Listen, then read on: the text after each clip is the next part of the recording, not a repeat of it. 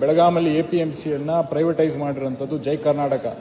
ಇದರಿಂದ ಇದು ಸೇರಿದಂಗೆ 3 APMCಗಳು ಪ್ರೈವೇಟೈಸ್ ಮಾಡಿರೋದು. ಇದನ್ನ ರದ್ದು ಮಾಡಬೇಕು ಅಂತ ಸರ್ಕಾರದಲ್ಲಿ ಮನವಿ ಮಾಡ್ಕೊತೀನಿ ನಿಮ್ಮ ಮುಖಾಂತರ.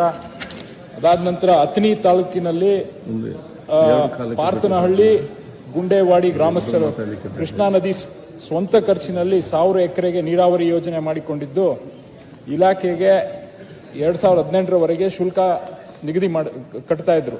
2019ರಲ್ಲಿ ಪ್ರವಾಹದಿಂದ ರೈತ ಸಂಪೂರ್ಣ ಬೆಳೆ ನಾಶ ಆಗಿತ್ತು. ಅಲ್ಲಿಂದ ಯಾವುದೇ ತರದ ಶುಲ್ಕನ ಪಾವತಿ ಮಾಡಿಲ್ಲ. ಅದಕ್ಕೋಸ್ಕರ ಸರ್ಕಾರದವರು ಈಗ ಸುಮಾರು 2 ಕೋಟಿ ರೂಪಾಯಿ ಶುಲ್ಕನ ಹಾಕಿರೋಂಥದ್ದು 300 ಕುಟುಂಬಗಳ ಮೇಲೆ ಹಾಕಿರೋದು.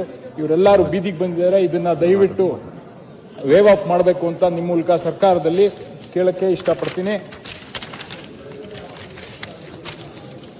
ಈಗ ಈ ಭಾಗದಲ್ಲಿ ಕಬ್ಬಿನ ಬೆಳೆಗಾರರು ಜಾಸ್ತಿ ಇರೋದ್ರಿಂದ ರೈತರ ಅನುಕೂಲಕ್ಕಾಗಿ ಬೆಳಗಾವಿಯಲ್ಲಿರುವ ಸಕ್ಕರೆ ಆಯುಕ್ತರ ಕಚೇರಿಯನ್ನು ಪೂರ್ಣ ಪ್ರಮಾಣದಲ್ಲಿ ಕಾರ್ಯನಿರ್ವಹಿಸುವಂತೆ ಮಾಡುವುದು. ಯಾಕೆಂದ್ರೆ ಇಲ್ಲಿ ಹೋದ್ರೆ ಸರ್ಕಾರಿ ಕಚೇರಿ ತೆಗೆದಿದ್ದಾರೆ, ಏನು ಶುಗರ್ ಕೇನ್ ಕಮಿಷನರ್ ಕಚೇರಿನ, ಆದ್ರೆ ಅಲ್ಲಿ ಒಬ್ರು ಪಿಯೋನ್ ಇದ್ದಾರೆ. ಯಾವುದೇ ತರದ ಸಮಸ್ಯೆ, ರೈತರ ಸಮಸ್ಯೆಗಳ ಬಗ್ಗೆ ಕೇಳಕ್ಕೆ ಯಾರೂ ಇಲ್ಲ ಅಲ್ಲಿ. ಮತ್ತೆ ಅಥಣಿ ಬಗ್ಗೆ, ಅಥಣಿಯಲ್ಲಿರುವಂತ ಈಗ ಮಾನ್ಯ ಸದಸ್ಯರು ಹೇಳ್ದಂಗೆ ಈಗ ಬಸವೇಶ್ವರ ನೀರಾವರಿ ಯೋಜನೆ ಇದಾಗಲೇ 2017ನೇ ಇಸ್ವಿಯಿಂದ ಶುರುವಾಗಿರುವಂತದ್ದು. 300 ಕೋಟಿ ರೂಪಾಯಿ ವೆಚ್ಚದಲ್ಲಿ ಕಂಪ್ಲೀಟ್ ಆಗಬೇಕಾಗಿರೋಂಥದ್ದು. ಸುಮಾರು 60,000 ಎಕರೆ ಅಷ್ಟಕ್ಕೆ ನೀರಾವರಿ ಯೋಜನೆಯನ್ನ ಕಲ್ಪಿಸ್ಕೊಡ್ತದೆ. ಅದನ್ನ ಅತಿ ಶೀಘ್ರದಲ್ಲೇ ಮಾಡಬೇಕು ಅಂತ ನಿಮ್ಮಲ್ಲಿ ಕೇಳ್ಕೊಳ್ತೀನಿ. ಈ ಭಾಗದ ಕಬ್ಬು ಕಟಾವು ಗ್ಯಾಂಗ್ಗಳೇನಿದೆ ಇವರೆಲ್ಲರೂ ನಮ್ಮ ಭಾಗಕ್ಕೆ ಬರ್ತಾರೆ ಈಗ ಕಬ್ಬು ಕಟಾವು ಮಾಡಕ್ಕೋಸ್ಕರ. ಅವರುಗಳಿಗೆ ಯಾವುದೇ ತರದ ಸರ್ಕಾರದಿಂದ ಅನುದಾನಗಳಿಲ್ಲ.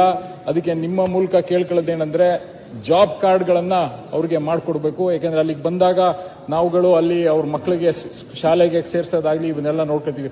ಬಂದಾಗ ತಿಂಗಳಾನ್ಗಟ್ಲೆ ಅವರು ಅಲ್ಲಿದ್ದು ಕಬ್ಬು ಕಟಾವು ಮಾಡಿ ಇಲ್ಲಿಗೆ ವಾಪಸ್ ಬರ್ತಾರೆ. ಅದಾದ ನಂತರ ಈಗ ಏನು ವಿದ್ಯುತ್ ಶಕ್ತಿ ಬಗ್ಗೆ 12 ಗಂಟೆ ಟೈಮ್ ಬೆಳಗ್ಗೆ 3 ಫೇಸ್ ಕರೆಂಟ್ ಕೊಡಬೇಕು, ರಾತ್ರಿ ಒಂದು ಸಿಂಗಲ್ ಫೇಸ್ ಕರೆಂಟ್ ಕೊಡಬೇಕು ಅಂತ ನಿಮ್ಮ ಮೂಲಕ ಕೇಳ್ಕೊತೀನಿ. ರೈತರಿಗೆ ಹಲವಾರು ಸಮಸ್ಯೆಗಳೈತೆ. ಈಗ ಬರೀ 7 ಗಂಟೆ ಮಾತ್ರ ಕೊಡ್ತಿರೋಂಥದ್ದು ನಿಮ್ಗೆ ಗೊತ್ತಿರೋಂಥದ್ದೇ. ರೈತ ಸಂಜೀವಿನಿ ಅಡಿಯಲ್ಲಿ ಗದಗದಲ್ಲಿ ಕಡಲೆಕಾಯಿನ ಖರೀದಿ ಮಾಡಿರೋಂಥದ್ದು. ಅಲ್ಲಿ ಸುಮಾರು 16 ಕೋಟಿ ರೂಪಾಯಿ ಬಾಕಿ ಇದೆ.